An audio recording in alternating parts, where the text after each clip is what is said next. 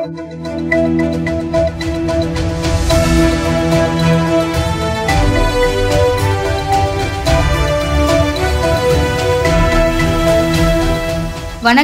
சக்தி விரைவு செய்திகள். புதுச்சேரி அரசு சார்பில் பாரத ரத்னா அமரர் எம்ஜிஆரின் 105வது பிறந்தநாள் விழா இன்று கொண்டாடப்பட்டது. இதனையொட்டி புதுச்சேரி பேருந்து நிலையம் எதிரே உள்ள அவரது திருவுருவ சிலைக்கு முதல்வர் ரங்கசாமி, சட்டப்பேரவைத் தலைவர் செல்வம், அமைச்சர் லட்சுமி நாராயணன், துணை சபாநாயகர் ராஜவேலு, சட்டமன்ற உறுப்பினர்கள் நேரு, பாஸ்கர் என்கிற தட்சிணாமூர்த்தி ஆகியோர் மாலை அணிவித்து மரியாதை செலுத்தினார்கள். அதனைத் தொடர்ந்து அதிமுக மாநில செயலாளர் அன்பழகன் தலைமையில் 300க்கும் மேற்பட்ட அதிமுகவினர் உப்பளத்தில் உள்ள அதிமுக தலைமை அலுவலகத்தில் இருந்து ஊர்வலமாக புறப்பட்டு சுப்பையா சாலை, புஸ்ஸி வீதி வழியாக வந்து எம்ஜிஆர் சிலைக்கு மாலை அணிவித்து மரியாதை செலுத்தினார்கள். இதேபோல் அதிமுக மாநில துணை செயலாளர் வையாபுரி மணிகண்டன் தலைமையில் அதிமுகவினர் எம்ஜிஆர் சிலைக்கு மாலை அணிவித்து மரியாதை செலுத்தினார்கள். மேலும் முன்னாள் எம்எல்ஏ ஓம்சக்தி சேகர் தலைமையில் OPS ஆதரவாளர்கள் எம்ஜிஆர் சிலைக்கு மாலை அணிவித்து மரியாதை செலுத்தினார்கள். அதனைத் தொடர்ந்து பல்வேறு அரசியல் கட்சியினர் மற்றும் பொதுநல அமைப்புகள் உட்பட எம்ஜிஆர் ரசிகர்கள் எம்ஜிஆரின் சிலைக்கு மாலை அணிவித்தும் மலர் தூவியும் மரியாதை செலுத்தினார்கள். புதுச்சேரியில் பைக்கில் வேகமாக போனதை தட்டி கேட்டவரின் வீட்டின் முன்பு வெடிகுண்டை வீசிய 2 இளைஞர்களை போலீசார் கைது செய்தனர். புதுச்சேரி முதலியார்பேட்டை தொகுதிக்குட்பட்ட சுதானா நகரை சேர்ந்தவர் கோபி. இவரின் வீட்டின் முன்பு நேற்று முன்தினம் பயங்கர சத்தத்துடன் நாட்டு வெடிகுண்டு வெடித்தது. இதனால் அதிர்ச்சியடைந்த கோபி முதலியார்பேட்டை காவல் நிலையத்தில் புகார் அளித்தார். இன்ஸ்பெக்டர் செந்தில்குமார் தலைமையில் போலீசார் வழக்கு பதிவு செய்து அருகில் உள்ள CCTV காட்சிகளை ஆய்வு செய்தனர். அப்போது வெடிகுண்டை வீசிவிட்டு தப்பிச் சென்றது தேங்காய்த்திட்டு வடக்கு தெருவை சேர்ந்த முகிலன், சுதானா நகர் முதல் தெருவை சேர்ந்த சூர்யா என்பது தெரியவந்தது. மேலும் விசாரணையில் பைக்கில் வேகமாக செல்லும் போது கோபி தட்டி கேட்டதாகவும் அவருக்கு மிரட்டல் விடும் வகையில் வீட்டின் முன்பு வெடிகுண்டை வீசியதாகவும் தெரியவந்தது. இதனை அடுத்து 2 பேரையும் கைது செய்து நீதிமன்றத்தில் ஆஜர்படுத்தி சிறையில் அடைத்தனர். திண்டிவனம் அருகே டெம்போ டிராவலர் வேன் அரசு பேருந்து மோதிய விபத்தில் பேருந்தில் பயணம் செய்த 22 பயணிகள் அதிர்ஷ்டவசமாக உயிர் தப்பினர். வேன் மோதியதில் சாலையோர மின்கம்பம் முறிந்து சேதம் அடைந்தது. கடலூர் மாவட்டம் சிதம்பரத்திற்கு சென்னையிலிருந்து அரசு பேருந்து வந்து கொண்டிருந்தது. பேருந்து திண்டிவனம் காவேரிப்பாக்கம் அருகே வந்து கொண்டிருந்த பொழுது முன்னால் சென்ற டெம்போ டிராவலர் வேன் திடீரென்று வலதுபுறம் உள்ள வாட்டர் சர்வீஸ் சென்டருக்கு திரும்பியதால் இதனை சற்றும் எதிர்பார்க்காத அரசு பேருந்தை ஓட்டி வந்த சிதம்பரம் பகுதியை சேர்ந்த ஓட்டுநர் சுரேஷ்குமார் தனது கட்டுப்பாட்டை இழந்து வேனின் பக்கவாட்டு பகுதியில் மோதியது. அதே சமயம் வேன் சாலையோர மின்கம்பத்தில் மோதி அங்கு நின்றிருந்த பழைய லாரியின் பின்புறம் மோதி நின்றது. இந்த விபத்தில் மின்கம்பம் முறிந்து மின் ஒயர்கள் கீழே தொங்கியது. அரசு பேருந்தில் பயணம் செய்த ஓட்டுநர், நடத்துனர் உள்ளிட்ட 22 பயணிகள் அதிர்ஷ்டவசமாக உயிர் தப்பினர். இந்த விபத்து குறித்து திண்டிவனம் போலீசார் வழக்கு பதிவு செய்து விசாரணை மேற்கொண்டு வருகின்றனர்.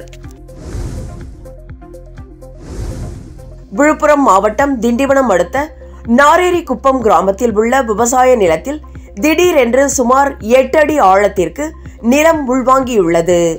அந்த பள்ளத்தில் உள்ளே புற்று போன்று இருப்பதால் கிராம மக்கள் அந்த பள்ளத்தை சுற்றி வேலி அமைத்து மஞ்சள் தெளித்து அங்குள்ள வேப்ப மரத்திற்கு பொட்டு வைத்து வழிபட்டு வருகின்றனர்.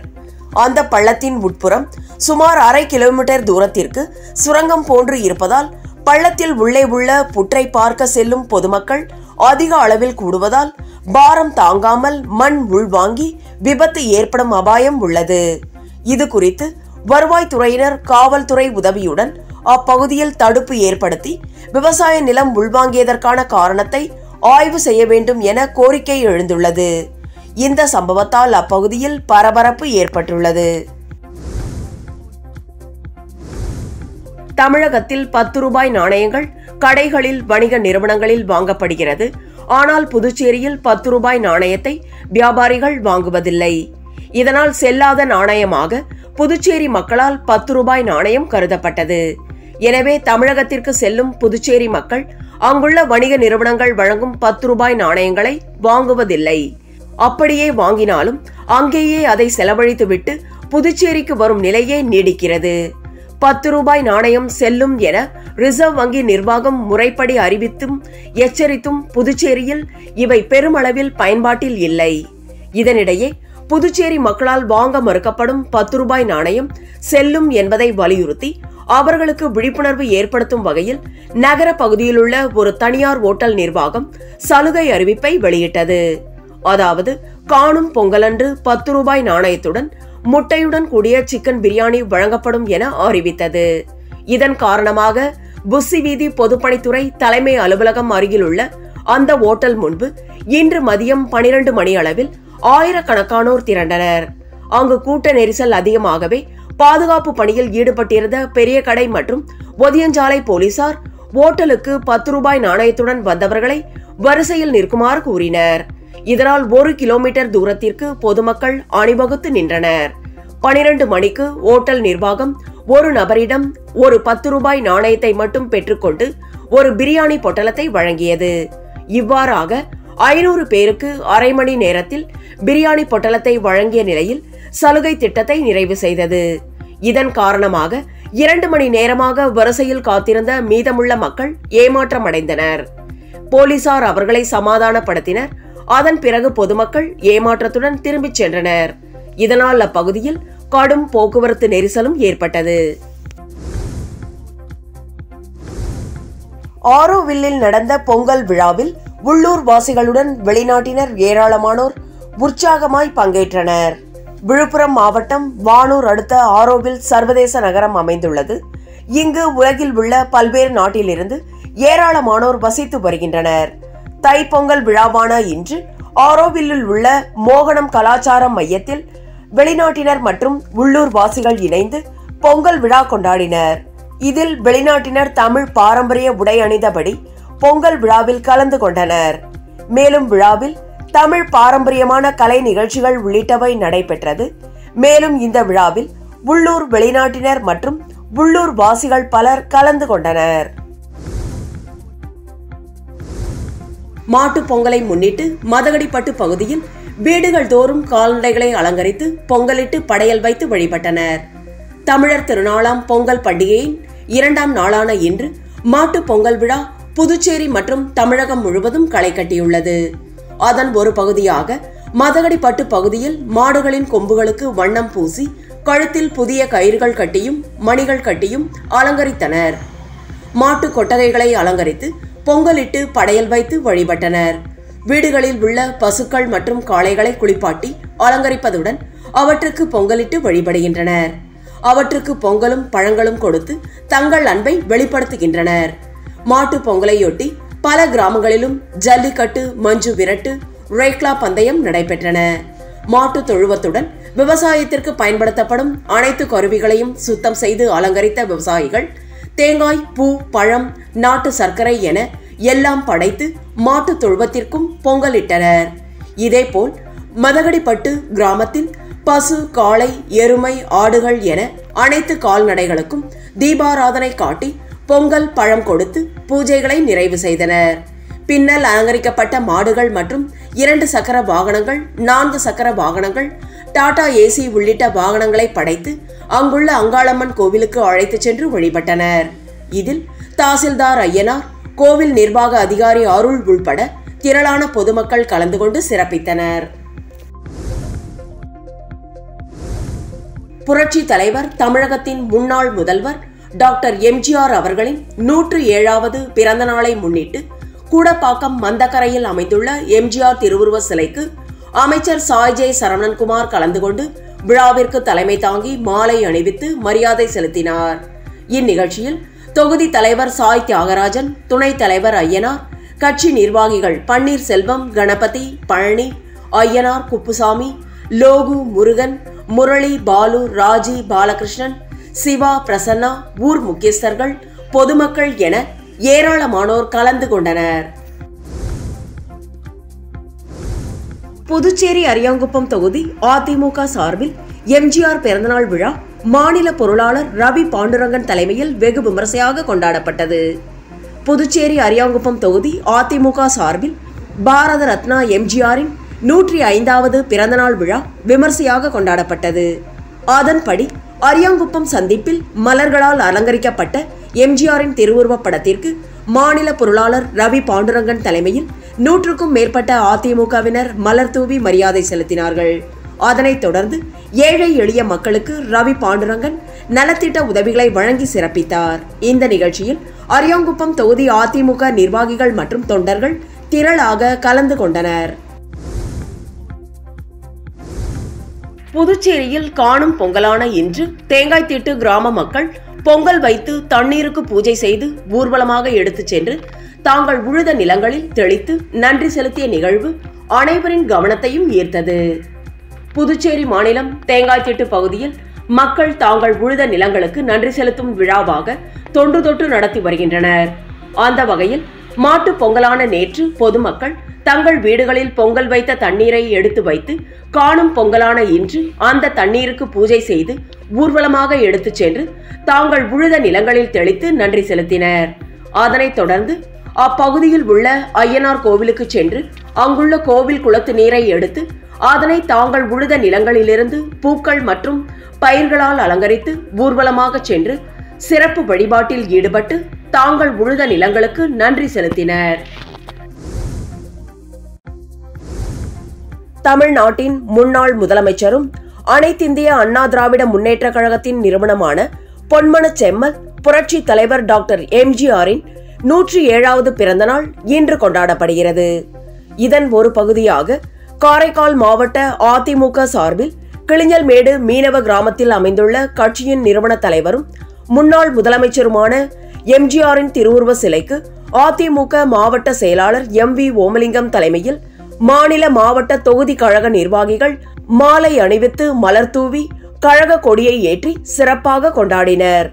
விழாவில் மாவட்ட தொகுதி நிர்வாகிகள் மற்றும் ஏராளமான தொண்டர்கள் கலந்து கொண்டு எம்ஜிஆர் திருவுருவ சிலைக்கு மலர் தூவி மரியாதை செலுத்தி அனைவருக்கும் இனிப்புகள் வழங்கி மகிழ்ச்சியாக கொண்டாடினர். இதில் மாவட்ட இணை செயலாளர் ஜீவானந்தம், எம்ஜிஆர் மன்ற ரவி, சிறுபான்மை அணி சகாயராஜ், தம்பி ராமதாஸ், நகர செயலாளர் ஜெயராஜ், தொகுதி செயலாளர் முருகன் மற்றும் திரளான தொண்டர்கள் கலந்து கொண்டனர். இதுபோல் காரைக்காலில் அமைந்துள்ள தமிழக அரசு போக்குவரத்து கழக பணிமனையில் அண்ணா தொழிற்சங்கம் சார்பில் அதிமுக கட்சியின் நிறுவன தலைவரும் முன்னாள் முதலமைச்சருமான எம்ஜிஆரின் பிறந்தநாள் விழா உற்சாகமாக கொண்டாடப்பட்டது. அதிமுக கழக கொடி மற்றும் அண்ணா தொழிற்சங்க கொடிகளை அதிமுக மாவட்ட செயலாளர் ஓமலிங்கம் ஏற்றி வைத்தார். அதனைத் தொடர்ந்து அனைவருக்கும் இனிப்புகள் வழங்கி கொண்டாடினர். காரைக்கால் கிளை அண்ணா தொழிற்சங்கத்தின் சார்பில் நாகை மண்டல பொருளாளர் சி நமச்சிவாயம், கிளை தலைவர் தேவாதிராஜன் உள்ளிட்ட பொறுப்பாளர்கள் கலந்து கொண்டனர்.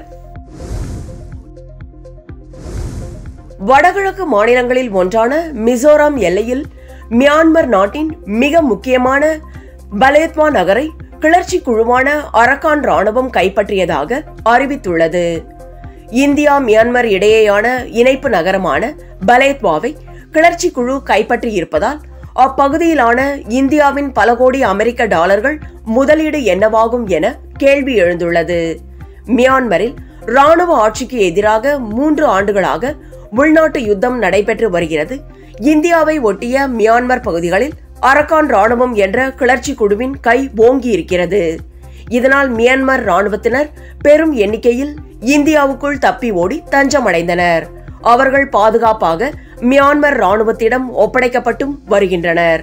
இந்நிலையில் மியான்மர் இந்தியா இடையேயான சாலையில் உள்ள முக்கிய நகரமான பலேத்வா இப்போது அரக்கான் ராணுவம் என்கிற கிளர்ச்சி குழு வசமாகியுள்ளது. இதனால் இந்தியாவுக்கு மிசோரம் எல்லையில் புதிய சிக்கல் உருவாகியுள்ளது. பலேத்வா நகரை மையமாக வைத்து இந்தியா பெருமளவு முதலீடும் செய்துள்ளது. கடந்த ஆண்டு மியான்மரின் சிட்வே துறைமுகத்தை இந்தியா மேம்படுத்தியது. மியான்மரில் உள்ள சிட்வே துறைமுகத்தையும் இந்தியாவின் மிசோரம் மாநிலத்தையும் இணைக்கும் கடலன் ஆற்றின் மீது பல அடுக்கு போக்குவரத்து வசதியை உருவாக்க இந்தியா மியான்மர் இடையேயான கட்டமைப்பு ஒப்பந்தத்தின் கீழ் சிட்வே துறைமுகம் உருவாக்கப்பட்டது. இந்த துறைமுகமானது தற்போது கிளர்ச்சியாளர்கள் வசமாகி இருக்கும் பலேத்வாவை உள்நாட்டு நீர்வழி வழியாகவும் இத்திட்டத்தின் ஒரு பகுதியாக பலேத்வாவில் இருந்து மிசோரமில் உள்ள சோரின்புய் வரை சாலை வழியாகவும் இணைக்கக்கூடியது. இத்தனை முக்கியத்துவம் வாய்ந்த பலேத்வா நகரம் தற்போது கிளர்ச்சியாளர்கள் பிடியில் சிக்கியிருப்பது இந்தியாவின் திட்டங்களுக்கும் முதலீடுகளுக்கும் பேராபத்தாகவும் நெருக்கடியை தரக்கூடியதாகவும் உருமாறும் என எச்சரிக்கின்றனர் அரசியல் பார்வையாளர்கள். AI துறை இப்போது உலகில் மிகப்பெரிய புயலாக உருவெடுத்துள்ள நிலையில் இதன் எதிர்காலம் குறித்து உலகின் பெரும் பணக்காரரான பில்கேட்ஸ் சில முக்கிய கருத்துக்களை தெரிவித்துள்ளார். சர்வதேச அளவில் இப்போது புயலை கிளப்பிய தொழில்நுட்பம் என்றால் அது AI தொழில்நுட்பம்தான். குறிப்பாக ChatGPT கிடைத்த வெற்றி மற்ற AI மாடல்களுக்கும் மிகப்பெரிய உந்துதலாக அமைந்தது.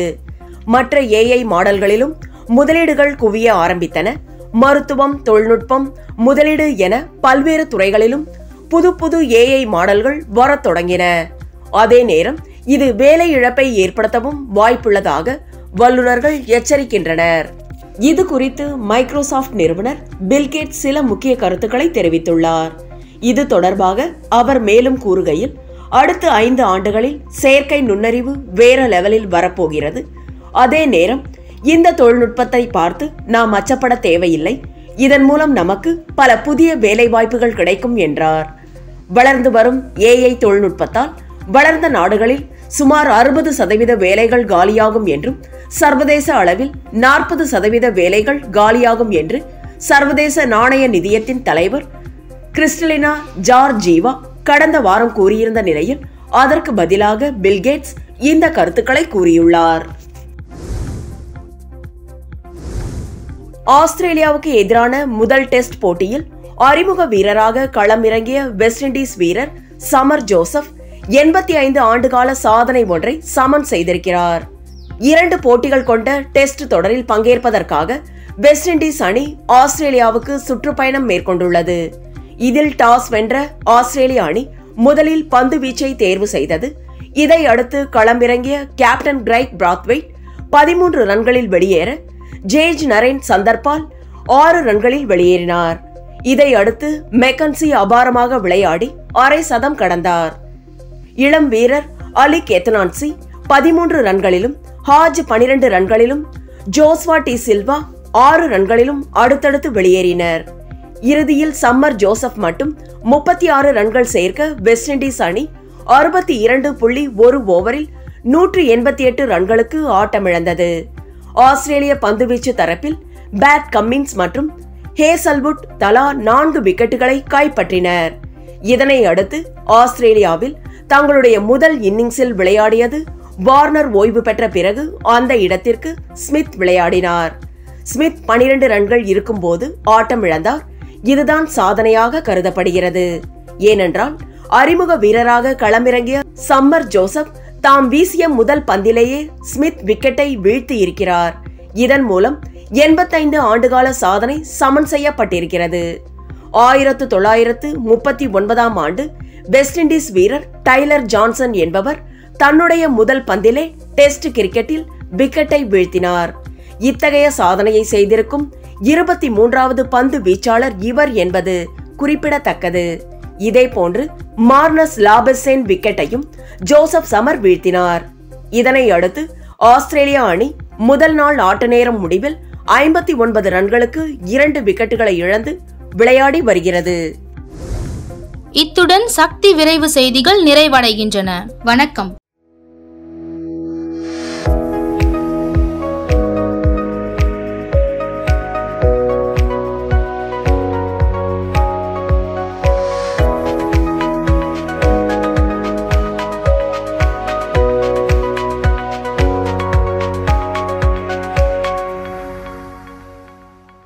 உங்கள் சக்தி செய்திகளை உடனுக்குடன் தெரிந்து கொள்ள சக்தி சேனல் புதுச்சேரி யூடியூப் சேனலை சப்ஸ்கிரைப் செய்து கொள்ளுங்கள். மறக்காமல் பெல் பட்டனையும் கிளிக் பண்ணுங்க.